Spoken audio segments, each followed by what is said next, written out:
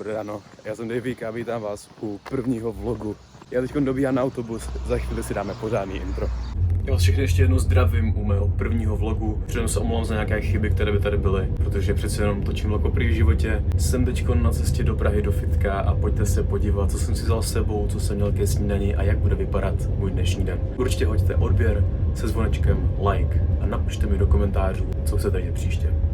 Tady nějak v rychlosti můžete vidět, co si beru s sebou do fitka, jsou to úplně základní věci. Teďkon se pojďme podívat, co si dávám ke snídani. Dneska jsem zvolil takovou lehčí snídani, protože jsem nestíhal 200 gramů jogurtu, višně. A tady už jsem vlastně přidal jenom brusinky a drcené piškoty takhle navrch. A tady můžete vidět 240 kalorií, 12 gramů proteinu. Teď už jsem se vlastně přesunul do fitka, tady máte nějaký můj fit. Jel jsem dneska bicák a záda, bohužel jsem ale úplně zapomněl natáčet, takže tady máte poslední 2 cviky, co jsem vlastně jel. Byl to vlastně tady ten cvik na mezilopatkové svaly, kde jsem měl 3 série po nějakých 8 až 10 opakováních. Tak jako další cvik jsem měl vlastně tady to veslování s úzkým úchopem. Prostě pravá oslava noru, když vyhraju fotbal. Určitě jste to všichni viděli. Je to můj hodně oblíbený cvik, opět jsem měl 3 série, zase 8 až 10 opakování. A nakonec tréninku 30 minut, kardio, 300 kalorií, jak vidíte, dalo mi to docela zabrat. Tak já už mám docvičeno, razím teď na metro, na hlavní nádraží a jedeme směr Budějovice. Koupím rychle něco pro fotografku, protože přece jenom dělá to pro nás zadarmo, z Dudlí vůle, čeho si neskutečně vážím. A ještě zajdu někam na jídlo. Mám asi hodinku do vlaku, takže se máte na co těšit. Tak beru zpět, jsem trošku debil, ono je výluka červeného metra a jel bych tam tak půl hodiny, takže jdu zpátky z metra a musím na tramvaj.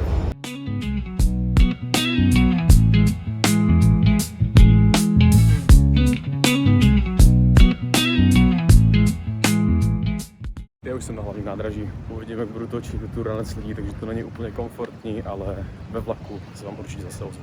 Jenom točení vlogu je pro mě ještě docela nezvyk. Jdem koupit něco fotografce, na jídlo, koupit jízdenku a mám zhruba půl hodiny do odezvu vlaku.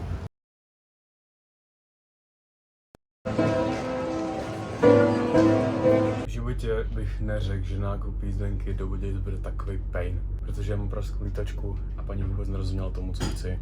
Byl jsem tam třeba 15 minut, za 9 minut mi jede vlak. Naštěstí jsem všechno stihl pro fotografku, takhle.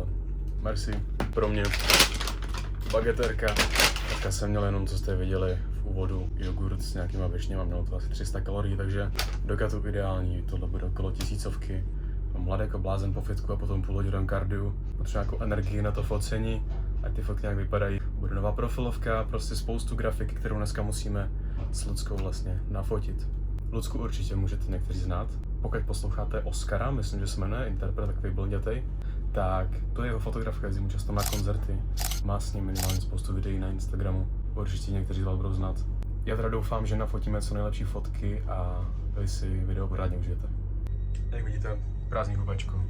Nic lepšího reálně neexistuje. Ještě vám musím připomenout, že včera se spustil prodej mých limitovaných CDček a samolepek, který už teď najdete na mojí stránce, určitě bude v popisu videa. Napište do komentářů, co si o tom myslíte, jestli to chcete častěji takovýhle CDčka, případně i samolepky, nebo merch, nějaký trička. Zajímá mě váš názor, to je to hlavní, co mi dává důvod to vyrobit, udělat nějakou grafiku a nabízet vám to. Takže díky moc za support všem. Aby se taky tak nějak plus minus věděli kaloricky, co si dávám, určitě vám sem budu dávat kalorie. Mám tady brambory s ketchupem klasicky, je to Cezar wrap a icečko, o který je teď opřený telefon, abych vám to mohl ukázat. Tak vám ještě natočím ten wrap, vypadá úplně skvěle. Já už jsem teď vyjel z hlavního nádraží v Praze. Vlastně poslouchám z takového toho rozhlasu, že Budějovice jsou konečná stanice.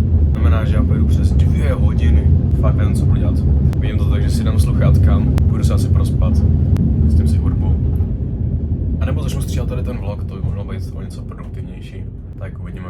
Jako dívám se tak z okýnka a doufám, že nebude pršet, jestli jo, tak prostě budete mít fotky v dešti. Ale mělo by hezky, jak jsme říkali, budou hezké fotky na tom sluníčku, jako nevypadá to moc teda. Uvidíme.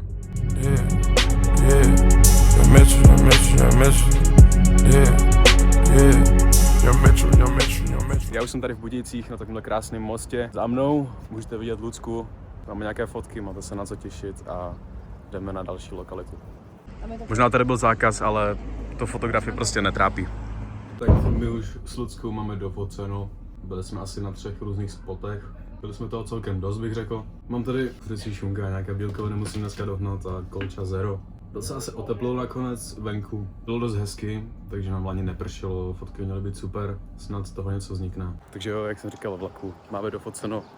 Fotky uvidíte v nejbližší době, buď to jako cover nějakého AP, nebo jako příspěvek na Instagramu. A nebo možná něco jiného, co vymyslíme. Máte se na co těšit? Tak jo, jsme na konci vlogu. Já už jdu domů. Tohle byl nějak ve zkratce můj den. Doufám, že vás to bavilo, se vám to líbilo a napište do komentářů, co mám napočít příště. Nezapomeňte dát like, odběr se zvonečkem a vidíme se.